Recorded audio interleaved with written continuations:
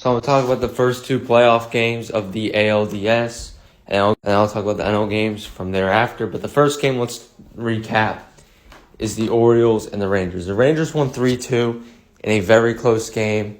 The game was actually very good. It just kind of was slow. The pitching was great up until the ninth inning where the Rangers just put that game away.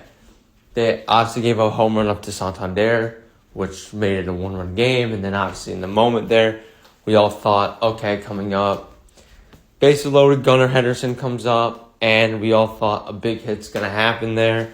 Nothing just seems to happen. And I don't know why, and I'm going to talk about it.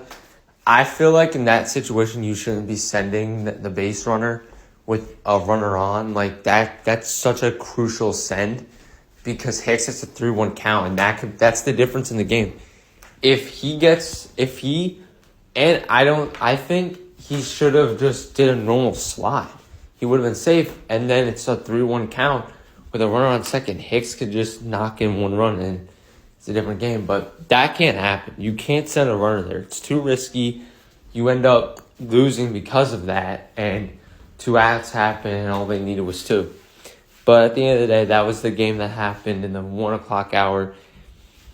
And then obviously you had the Twins and the Astros. The Astros won 6-4 in a very good ending, but an unfortunate one for the Twins. So the Twins to start out were down 5-0 and struggled. It just seemed like Verlander, besides like 1 or 3 hits, just was that night for Verlander until a few innings after, and then all of a sudden he just starts getting beamed on. There was runners on, and Jorge Polanco sends one out, and it's 6-3. We're all thinking, okay, maybe this game isn't over yet. And then back-to-back home runs by one by Polanco. Then Royce Lewis sends one out, and it makes it a 6-4 game, 4-5 game. And then in the next inning following, when I talked about it, I said it with my friend. Yordan Alvarez, all it is, one swing of the bat for Yordan will send this game to the end of the game, and that's what happened. Yordan hits one out and hits 2 home runs today, and pretty much were the biggest deficits of the game.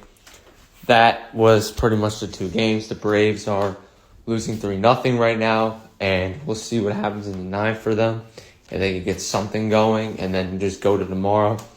And then tonight we have Dodgers and Diamondbacks, which I'll recap the following games.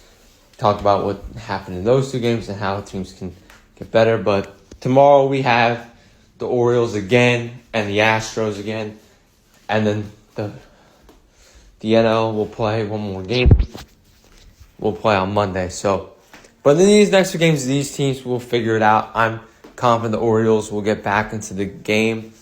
And I think that the same thing with the Twins. I think they just showed that they can come back in any sense. But those were the games of the early window. I just didn't get to recap them because I had no time.